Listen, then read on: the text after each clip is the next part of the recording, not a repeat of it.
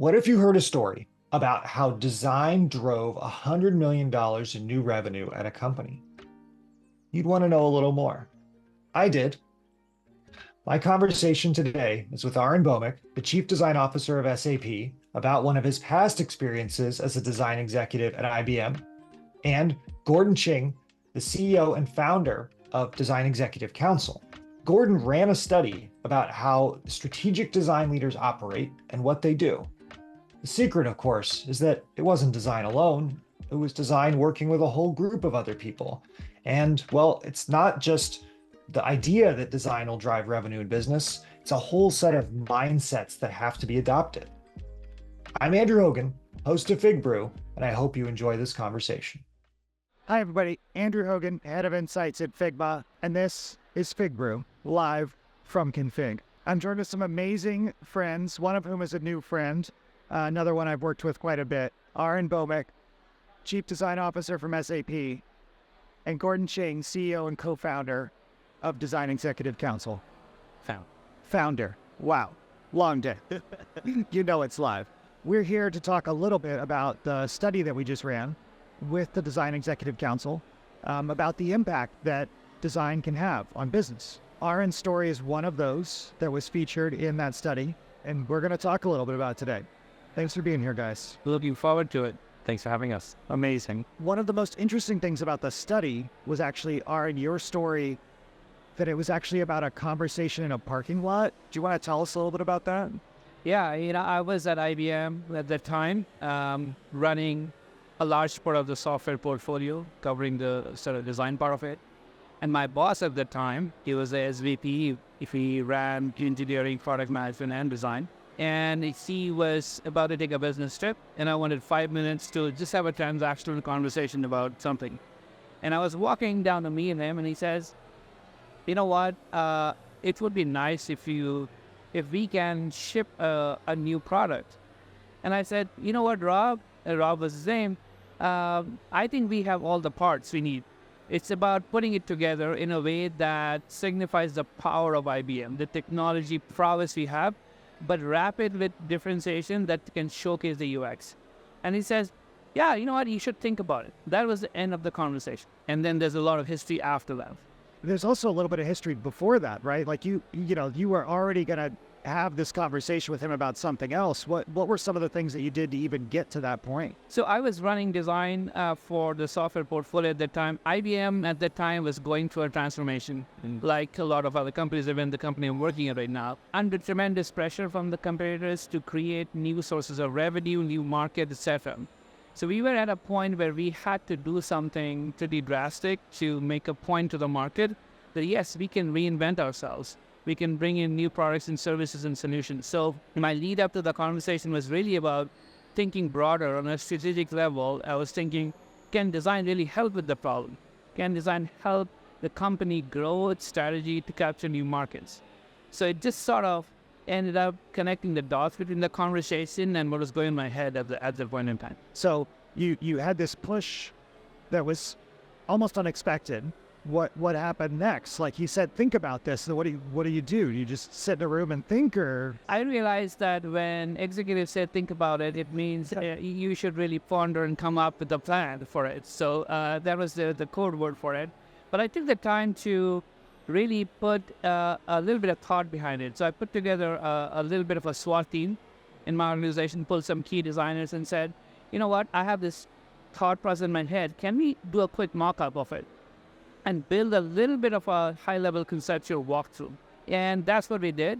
The advantage at that point in time was the domain. It was around the space of data and AI. And I've been working in this space, and it was interesting. And the advantage I had was I was fairly familiar with the market as well. So we put together a concept and did a little bit of a sniff test.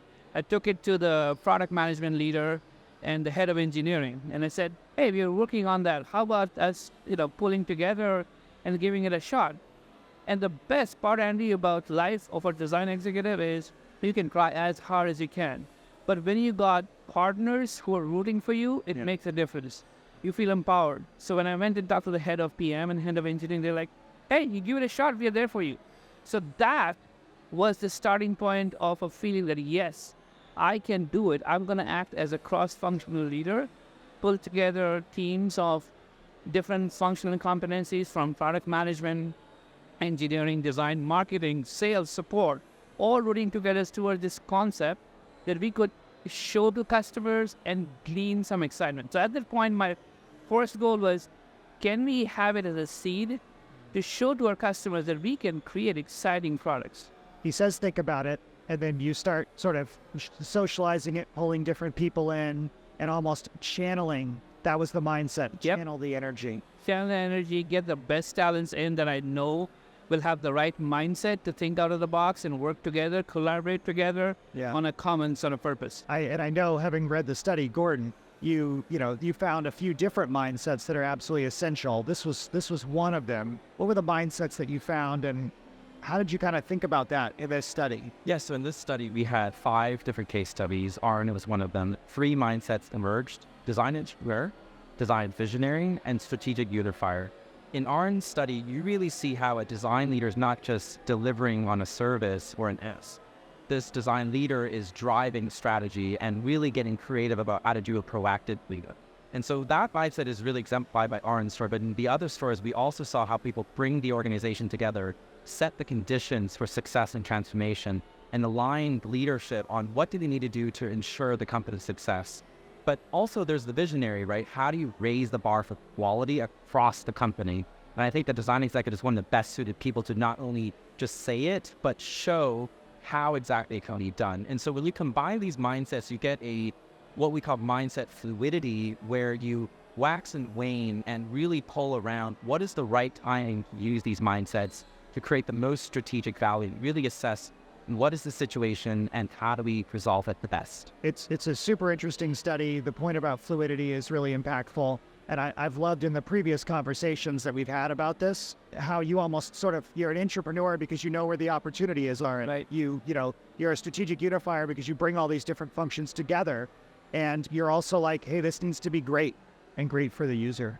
I'd love to hear how some of that has shaped how you're doing your current role at SAP and some of the things you've been focused on there. When you taste success, you want to repeat it and do more of it. So there is a little bit of yearning in my sort of being to do this again and again. Let's talk a little bit about some of the learnings, right? The learning is when you pull together a bunch of people with the right level of passion, you can make a difference. The second learning, no one's going to come and ask you to do stuff, especially for a design executive. This is one example where this is purely a product strategy discussion. It just so happened the conversation went that way, and it so happened I had a good set of stakeholders who would rally around. But that makes a difference. Is how do you build those relationships? And the third thing is, you can design all you want. At the end of the day, it needs to be implemented, and so that customers can get it. So how do you work within the realms of constraints of time and space and money to deliver great quality, a highly excellent sort of crafted experiences? So I'm taking these learnings into my current job at SAP.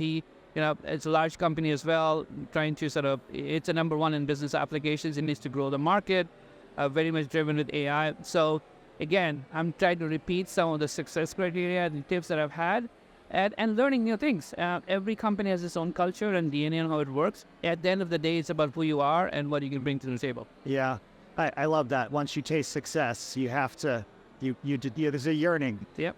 Gordon, so you finished this study. I'm obviously somewhat familiar with your plans. I'm on the research council for DXC. What else are you thinking about doing? How is this shaping what DXC is doing? If you think about Arin's story and the rest of the case studies, it's really showing this generation of design leaders who are unafraid to drive strategy. And so the implications of that is we might see a future where more designers are taking on strategic roles that may have design in that remit, but it might not be the only one. So designers in the C-suite. And secondly, more designers on boards, really thinking at the highest levels of a company. And how do we shape governance and long-term thinking of a company? But that really begins from the mindset that we've identified here. And so the question now is, how do we help more design executives rise up in strategic roles, but also help CEOs, boards, cross-functional executives see that actually when you partner effectively with the design leader, this is totally possible. Designers don't just have to be a cost center. but a profit center to drive revenue directly. And that's the kind of exciting thing that we're really paying attention to deliver the research, the development, and the presence of design at the highest levels of business. For folks listening, Arin was nodding heavily during that last section from Gordon. So strong agreement there, it sounds like. 100%. It's all about knowing the pulse of the business and how you can impact the business. As long as you know that answer, you'll be able to rise up. And one thing I want to add to the cross-functional piece of it, I think the standard definition of design and what design does, we as design leaders can change the narrative. It's a little undefined in some parts, and it's to our advantage. We can help scope it and structure it the right way. At the end of the day, hopefully we're all trying to bring human-centered innovations to the market. Expression is through design, but the act of designing is far beyond. One thing I think that's powerful, what Arin's saying, is design could be decision-making frameworks, right? And at that board and CEO level, it's really thinking, how do we change how the entire company thinks at that level, which has compounding implications of the entire company. So we really think design has that benefit of bringing humanity to the highest levels to make business outcomes even better and better quality. Where is the best place for folks to find this study, Gordon? Come visit us at Design Executive Council. You'll find the white paper available free for research, and also on Figma.com. You can find the report there as well. Amazing. Thank you both so much for the time. Arin, thanks for the story. Thanks for the overview of how to approach these sorts of problems, and the knowledge that maybe when executives say think about it, it means come up with a plan. Right. Have a plan. Take the hint. Yeah, thank you. Thank you for the opportunity to share the story. Amazing. Thank you, Andrew. Thanks for joining us on FigBrew. Thank you.